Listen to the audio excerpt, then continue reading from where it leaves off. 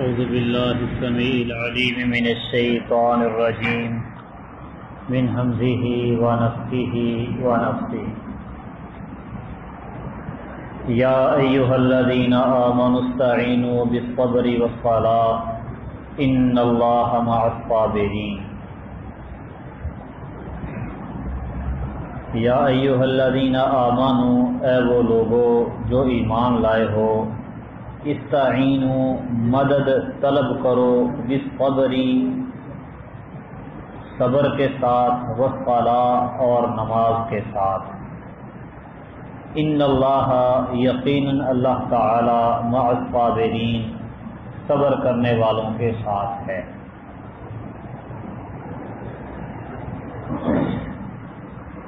گزشتہ آیات میں اللہ سبحانہ و تعالی نے اپنی نعمتوں کا تذکرہ فرمایا ہے، یعنی نبی کریم صلی اللہ علیہ وسلم کو مبعوث فرمانا اور بیت اللہ کو قبلہ بنانا۔ پھر اس کے بعد اس سے پچھلی آیت یعنی آیت نمبر 152 میں اللہ تعالیٰ نے کہا ہے کہ میرا ذکر کرو، مجھے یاد رکھو، میں تمہیں یاد رکھوں گا، ناشکری نہ کرو۔ پھر اب اللہ سبحانہ و تعالی حکم دے رہے ہیں استعینوا بالصبر والصلاۃ، کہ صبر اور نماز کے ذریعے مدد حاصل کرو، مدد طلب کرو۔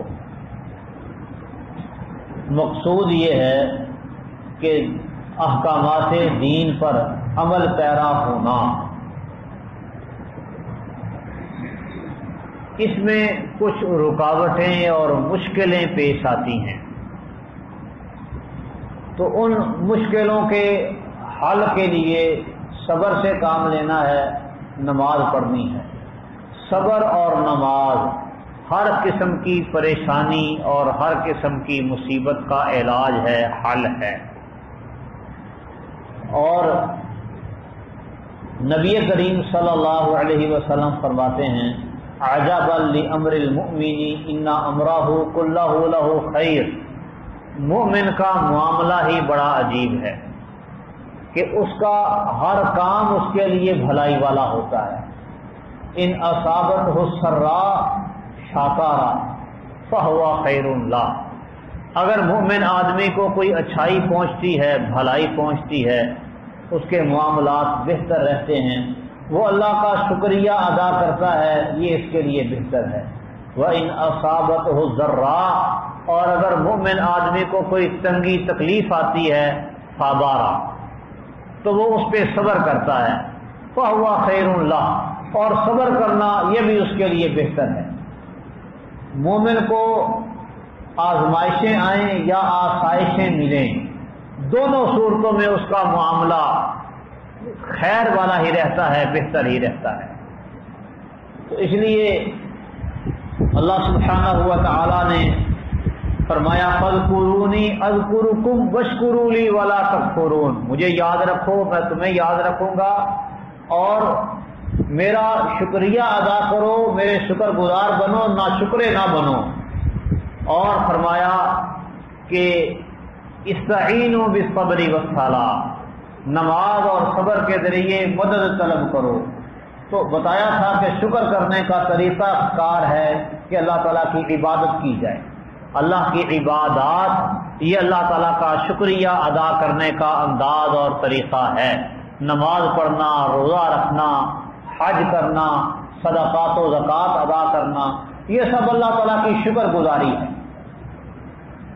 اور اس شکر گزاری پر جو آزمائشیں اور مشکلات اور پریشانیاں آئیں، ان کے لیے پھر نماز پڑھنی، صبر سے کام لینا ہے، صبر کرنا ہے۔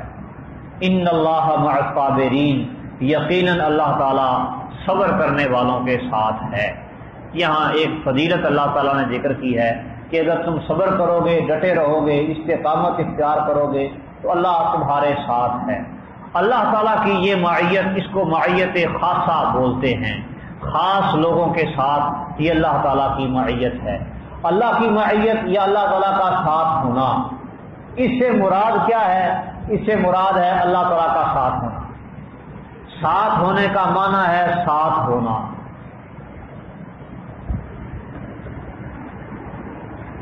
کچھ لوگ اس کی تعویل کرتے ہیں کہ علم کے لحاظ سے اللہ ساتھ ہے، مدد، نصرت، تائید کے اعتبار سے ساتھ ہے، تو اس طرح کی تعویل کرنے کی کوئی ضرورت نہیں۔ اللہ تعالیٰ ساتھ ہے، مطلب اللہ تعالیٰ ساتھ ہے۔ اللہ تعالیٰ کی یہ معیت اللہ کا وصف ہے، حقیقت پر محمول ہے۔ اللہ حقیقتاً صبر کرنے والوں کے ساتھ ہوتا ہے۔ نبی کریم صلی اللہ علیہ وسلم نے ابو بکر رضی اللہ تعالی عنہ کو فرمایا تھا، لا تحزن ان اللہ معنا، غم نہ کھاؤ، اللہ تعالیٰ ہمارے ساتھ ہے۔ اللہ کا ساتھ ہونا یہ حقیقت پر محمول ہے۔ اللہ تعالیٰ دور بھی ہے، بعید، قریب بھی ہے، ساتھ بھی ہے، شہرب سے بھی زیادہ قریب ہے، اور عرش بری پر بھی مستوی ہے۔ ظاہری طور پر یہ چیزیں ازداد میں سے ہیں، ایک دوسرے کی ضد اور خلاف۔ جو پہلے ہوتا ہے وہ آخر میں نہیں ہوتا، اور جو آخر میں ہوتا ہے وہ پہلے نہیں ہوتا، اور جو نظر آ رہا ہوتا ہے وہ چھپا نہیں ہوتا، اور جو چھپا ہوا ہو وہ ظاہر نہیں ہوتا۔ لیکن اللہ سبحانہ و تعالیٰ کی ذات میں یہ چیزیں ازداد نہیں، ایک دوسرے کی ضد اور مخالف نہیں۔ هو الاول والآخر والظاہر والباطن، اللہ ہی اول ہے، اللہ ہی آخر ہے، اور وہ ظاہر بھی ہے اور باطن بھی۔ اس کی تفسیر نبی کریم صلی اللہ علیہ وسلم نے کی ہے، انت الاول فلیس قبلک شیء وانت الآخر فلیس بعدک شیء، تو ایسا اول ہے کہ تجھ سے پہلے کچھ نہیں، اور تو ایسا آخری ہے کہ تیرے بعد کچھ نہیں۔ وانت الظاہر فلیس فوقک شیء وانت الباطن فلیس دونک شیء، اے اللہ تو ایسا ظاہر ہے کہ تجھ سے اوپر کچھ بھی نہیں، اور ایسا باطن ہے کہ تجھ سے ماوراء کچھ نہیں۔ اللہ سبحانہ و تعالی الرحمن علی العرش استوى، عرش پر مستوی ہے۔ رات کے آخری پہر میں اللہ تعالی آسمان دنیا پر اترتا ہے۔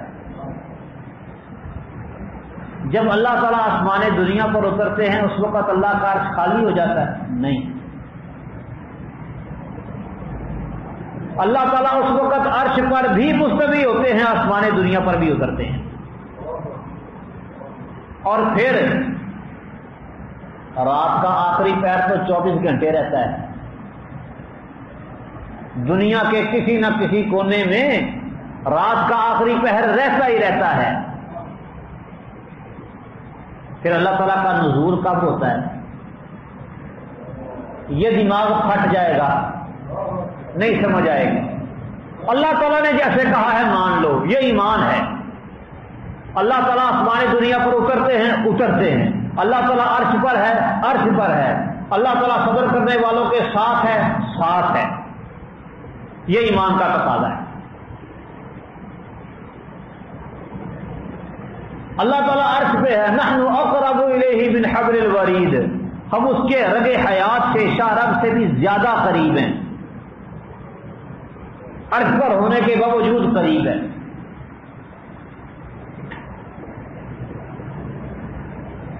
بیک وقت ایک بندہ دو جگہوں پر نہیں ہو سکتا، لیکن خالق بیک وقت کئی جگہوں پر ہو سکتا ہے۔ تعدد مکان، تعدد مکین کو مخلوق میں مستلزم ہے، خالق میں نہیں۔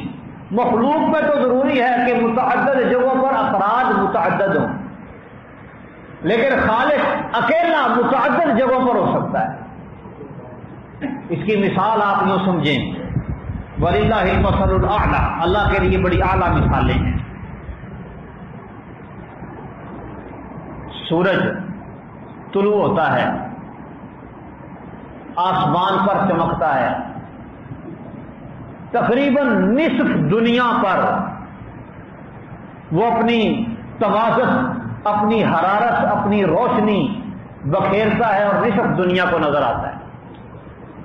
اللہ کی مخلوقات میں سے ایک حقیر سی مخلوق ہے سورج، اکیلا ہے، بیک وقت تقریباً آدھی دنیا کے ساتھ ہے۔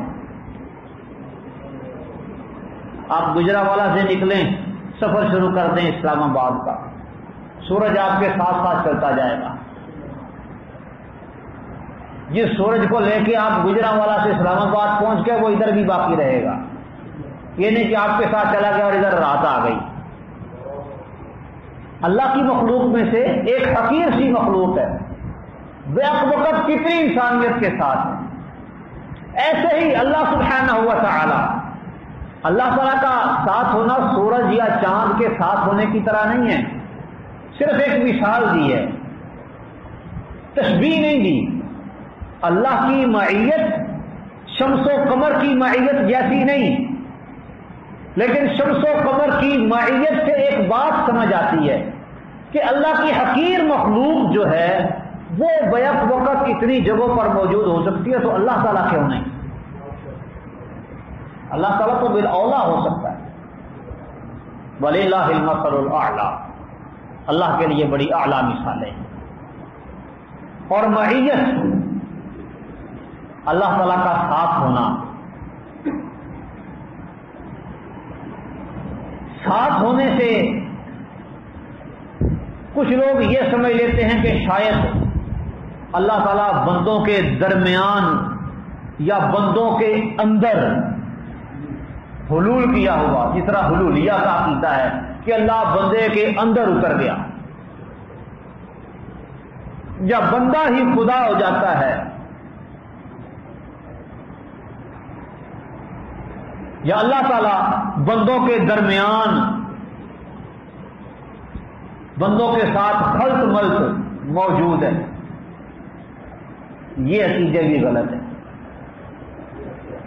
اس کے لیے ائمہ سلف ایک جملہ بولتے ہیں، ان اللہ معنا بائن عن خلقہ، اللہ تعالیٰ ہمارے ساتھ ہے لیکن اپنی مخلوق سے جدا ہے، مخلوق سے جدا بھی ہے اور ساتھ بھی ہے۔ جیسے مثال دی آپ کو سورج کی یا چاند کی، چاند بھی آسمان پر چمکتا ہے، روشنی بکھیرتا ہے، جدا ہے، اہل زمین سے بہت دور ہے، لیکن آپ جہاں بھی جائیں آپ کے ساتھ ساتھ بھی ہے۔ اللہ سبحانہ و تعالی مخلوق سے الگ، مخلوق سے جدا بھی ہے اور ان کے ساتھ بھی ہے۔ ان اللہ مع الصابرین، معیت کا اللہ نے جہاں جہاں ذکر کیا ہے وہاں وہاں معیت کو مانا جائے گا کہ اللہ تعالیٰ کی معیت ہے۔ عام طور پہ مخلوق میں یہ مسئلہ در آتا ہے کہ مخلوق میں مجازی معنی معیت کا مراد لینا پڑتا ہے۔ مثال کے طور پہ کہتے ہیں ٹھیک ہے تو جا کام کر، میں تیرے ساتھ ہوں۔ اس وقت ساتھ ہونے سے مراد کیا ہوتا ہے کہ میری تائید، میری مدد تجھے حاصل ہے۔ کیوں؟ اس لیے کہ واضح نظر آ رہا ہے حقیقی معنی معیت کا مراد لیا ہی نہیں جا سکتا۔ حقیقت میں تو بندہ ساتھ ہوتا جب بندہ دونوں آپس میں ساتھ ساتھ ہو، قریب قریب ہو۔ وہ دوسرے ملک میں بیٹھا ہوا کہتا ہے ٹھیک ہے ہم تیرے ساتھ ہیں، کر تو یہ کام۔ تو مخلوق میں تو معیت کا حقیقی معنی مراد لینا متعذر ہے، اس لیے حقیقت کو چھوڑ دیا گیا۔ لیکن خالق میں یہ متعذر ہے ہی نہیں، ناممکن ہے ہی نہیں۔ اللہ کے لیے کون سا کام ناممکن ہے؟ اللہ تعالیٰ کی معیت حقیقی معیت ہے۔ کیسے ہے؟ کما یلیق بشانہ، جیسے اللہ کے شایان شان ہے۔ ہم اس کی کیفیت نہیں سمجھ سکتے کہ کیسی معیت ہے، نہ ہی ہم اللہ تعالیٰ کی معیت کو مخلوق میں سے کسی کی معیت کے ساتھ تشبیہ دیتے ہیں، نہ ہی ہم یہ کہتے ہیں کہ اللہ تعالیٰ بندوں کے اندر حلول کیا ہوا، بندوں کے اندر اترا ہوا ہے۔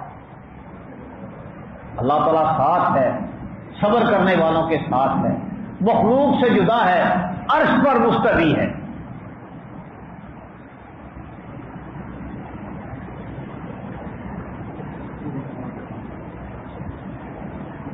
یہ آیت یا ایھا الذین آمنوا استعینوا بالصبر والصلاۃ ان اللہ مع الصابرین، یوں تو ظاہری طور پر صبر اور نماز کی تلقین ہے اس میں، لیکن حقیقت میں اشارہ ہے کہ تم تیاری کرو جہاد کی، کیونکہ تحویل قبلہ کا واقعہ رجب یا شعبان کو ہوا، 2 ہجری رجب یا شعبان کو، اور غزوہ بدر معرکۃ بدر الکبریٰ رمضان المبارک میں 17 رمضان کو ہوا، تقریباً 2 مہینوں کا فاصلہ ہے تحویل قبلہ کے بعد غزوہ بدر کے درمیان۔ تو اللہ تعالیٰ کی مدد اور قوت حاصل کرو نماز کے ذریعے، صبر کے ذریعے، ایمان پکا ہو، اللہ تعالیٰ پھر تمہارے صبر کے نتیجے میں تمہارا ساتھ دے گا۔ اللہ تعالیٰ نے پھر بدر میں ساتھ دیا اہل ایمان کا فرشتوں کو نازل کر کے۔ وَلَا تَقُولُوا لِمَن يُقْتَلُ فِي سَبِيلِ اللَّهِ أَمْوَاتٌ، اور جو لوگ اللہ کے راستے میں قتل کر دیے جائیں انہیں مردہ نہ کہو، بل احیاء، بلکہ وہ زندہ ہیں، وَلَٰكِن لَّا تَشْعُرُونَ، لیکن تم شعور نہیں رکھتے۔ مقتول فی سبیل اللہ، اللہ کی راہ میں قتل ہونے والا، شہید ہونے والا، اس کو مردہ نہ کہو، یہ زندہ ہے۔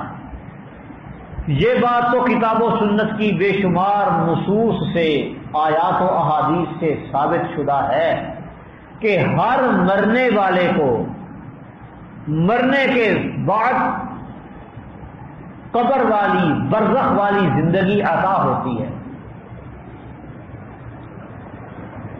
چاہے وہ نیک ہو یا بد۔ مرنے کے بعد اس کی ایک نئی زندگی شروع ہو جاتی ہے، اخروی زندگی، آخرت والی زندگی، جس کا پہلا مرحلہ وہ قبر و برزخ میں گزارتا ہے، اور دوسرا مرحلہ قیامت کے بعد شروع ہوگا۔ کافروں کو بھی یہ نصیب ہوتی ہے، مسلمانوں کو بھی نصیب ہوتی ہے، لیکن شہداء کے لیے بالخصوص کہا گیا ہے کہ یہ زندہ ہیں، انہیں مردہ نہ کہو۔ یہ ان کے لیے اعزاز ہے، شہید کا مقام و مرتبہ بلند کر رکھنے کے لیے، اس کی شان و عظمت کو بیان کرنے کے لیے اللہ سبحانہ و تعالی نے خصوصی طور پر ان کے لیے کہا کہ یہ زندہ ہیں، ان کو اخروی برزخی زندگی بڑی اعلیٰ ترین حاصل ہے۔ اور ویسے بھی لوگ سمجھتے تھے کہ بس جو قتل ہو گیا، مر گیا، کام اس کا ختم ہو گیا، تمام ہو گیا، دنیا میں جو راحت، سکون اور نعمتیں اس کو ملتی تھی شاید مرنے کے بعد اس کو نہیں ملیں گی۔ تو اللہ سبحانہ و تعالی نے فرمایا بل احیاء، بلکہ وہ زندہ ہیں، لیکن تمہیں شعور نہیں۔ سورہ آل عمران میں اللہ سبحانہ و تعالی نے نعمتوں کا ذکر کیا ہے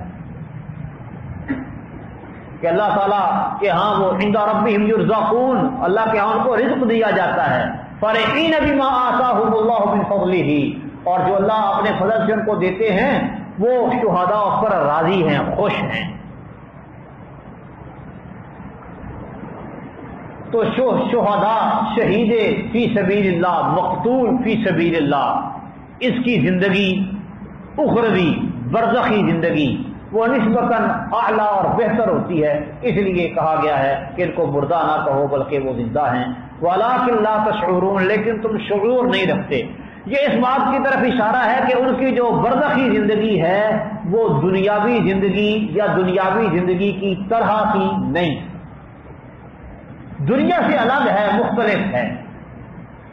کیونکہ دنیاوی زندگی کا تو ہمیں شعور ہے نا کہ دنیا میں بندہ کیسے زندہ رہتا ہے، کیسے کھاتا پیتا، چلتا پھرتا، اٹھتا بیٹھتا، سوتا جاگتا، کیا کیا کچھ کرتا ہے، یہ تو شعور دنیاوی زندگی کا ہے۔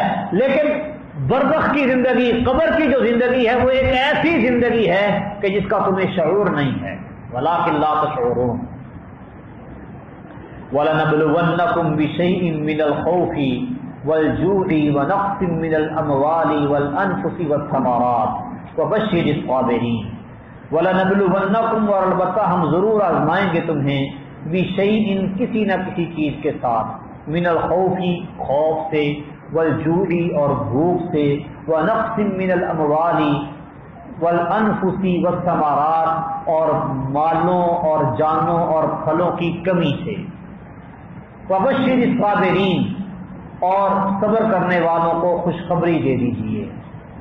یہ اللہ سبحانہ و تعالیٰ کی طرف سے آزمائشیں آتی ہیں، دشمن کا خوف مسلط ہو جائے، بھوک، فاقہ،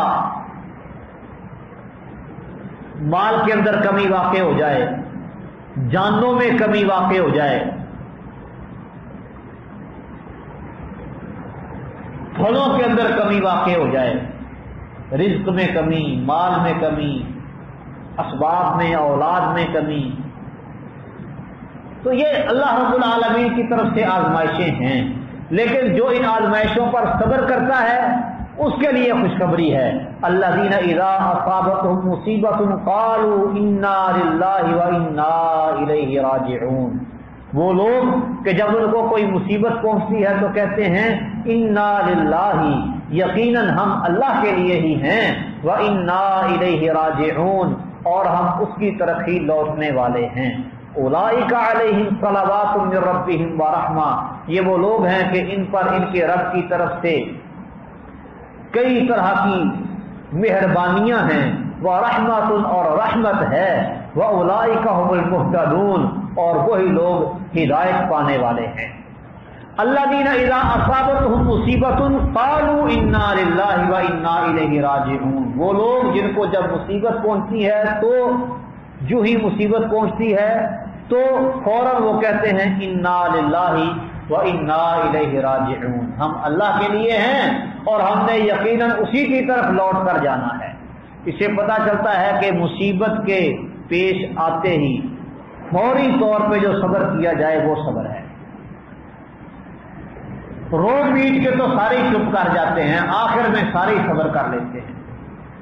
صبر صبر عند صدمۃ الاولی، نبی کریم صلی اللہ علیہ وسلم فرماتے ہیں صبر وہ ہے اصل جب چوٹ پڑے، پہلی چوٹ پڑنے پر جو صبر ہے وہ اصل صبر ہوتا ہے۔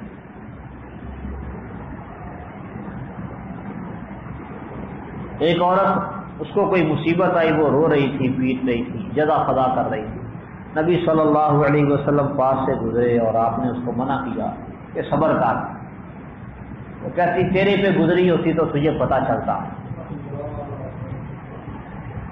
خیر نبی صلی اللہ علیہ وسلم چلے گئے، بعد میں اس کو پتہ چلا یہ تو رسول اللہ صلی اللہ علیہ وسلم تھے، تو نے پہچانا ہی نہیں۔ وہ پھر گئی، کہتی ہے مجھے پتہ نہیں چلا کہ آپ تھے، اب میں صبر کرتی ہوں۔ آپ نے فرمایا انما الصبر عند الصدمۃ الاولی، صبر پہلی چوٹ پر، جب مصیبت نازل ہو، پریشانی بندے پر آئے، اس وقت عین اس موقع پر جو صبر کرتا ہے اصل صبر تو وہ ہے۔ جزا فدا کر کے رو پیٹ کے آخر میں صبر، یہ کوئی صبر نہیں، اس صبر کا کوئی فائدہ نہیں۔ وہ ہمارے پنجاب میں وہ عورتیں آپس میں لڑ لڑ کے جب تھک جاتی ہے تو کہتی ساڈا تے پھر صبر ہی ہے، یہ عجیب صبر ہے، یہ کوئی صبر نہیں۔ انما الصبر عند الصدمۃ الاولی اذا اصابتهم مصیبۃ، جب ان کو کوئی مصیبت پہنچتی ہے تو وہ فوراً کہتے ہیں انا للہ، ہم اللہ کے لیے ہیں، وانا الیہ راجعون، اور بے شک ہم نے اس کی طرف ہی جانا ہے، اسی کی طرف لوٹنے والے ہیں۔ جب یہ عقیدہ بنا لیا، سمجھ لیا کہ ہم ہیں ہی اللہ کے اور جانا بھی ہے اس کے پاس، تو اللہ جس کو جب چاہے لے جائے، کسی قسم کی پریشانی اور اعتراض کی ضرورت ہی کوئی نہیں، گھبراہٹ کی ضرورت ہی نہیں، اللہ نے جب چاہا لے گیا۔ اور پھر یہ انا للہ و انا الیہ راجعون اللہ سبحانہ و تعالیٰ کو بڑے محبوب کلمات ہیں۔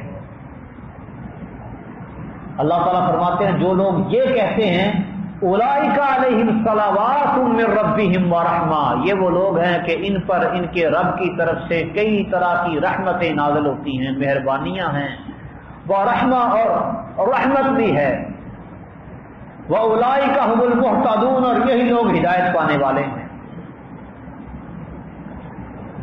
تو تین طرح کے انعامات اللہ تعالیٰ نے ذکر کیے ہیں صبر کرنے والوں کے لیے۔ صلوات من ربہم، صلوات اللہ کی طرف سے مغفرت، بخشش، مہربانی اللہ کی، ورحمہ اور خاص قسم کی رحمتیں، اور واولئک هم المہتدون، اور تیسرا یہ ہدایت پانے والے ہیں، جو صبر کرتے ہیں وہی ہدایت پاتے ہیں۔ نبی کریم صلی اللہ علیہ وسلم فرماتے ہیں جس کو کوئی مصیبت پہنچے، پریشانی آئے، وہ کہے اللہم اجرنی فی مصیبتی واخلف لی خیرا منہا انا للہ و انا الیہ راجعون پڑھ کے تو اللہ تعالیٰ اس کو اس سے بہتر اجر، بہتر چیز عطا فرما دیتے ہیں۔ سیدہ ام سلمہ ام المؤمنین رضی اللہ تعالی عنہ فرماتی ہیں کہ جب ابو سلمہ رضی اللہ عنہ فوت ہوئے تو میرے دل میں آیا کہ ابو سلمہ سے بہتر مسلمانوں میں اور کون ہو سکتا ہے، سب سے پہلا گھرانہ ہے جس نے ہجرت کی نبی صلی اللہ علیہ وسلم کی طرف۔ کہتی ہیں پھر میں نے یہ کلمات پڑھے انا للہ و انا الیہ راجعون، اللہم اجرنی فی مصیبتی واخلف لی خیرا منہا۔ فرماتی ہیں اللہ تعالیٰ نے مجھے اس سے بہتر آمد عطا کر دیا، نبی کریم صلی اللہ علیہ وسلم کی زوجیت نصیب ہو گئی۔ تو انا للہ و انا الیہ راجعون پڑھنا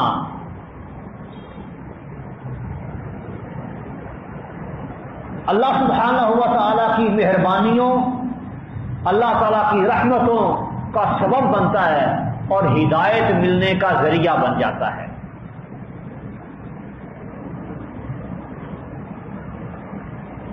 تو مقصود مطلوب اہل ایمان سے وہ صبر ہی ہے کہ مسلمان مومن صبر کریں، اطمینان رکھیں، تنگیوں تکلیفوں اور پریشانیوں پر صبر کریں اور اللہ رب العالمین سے اجر کی امید رکھیں۔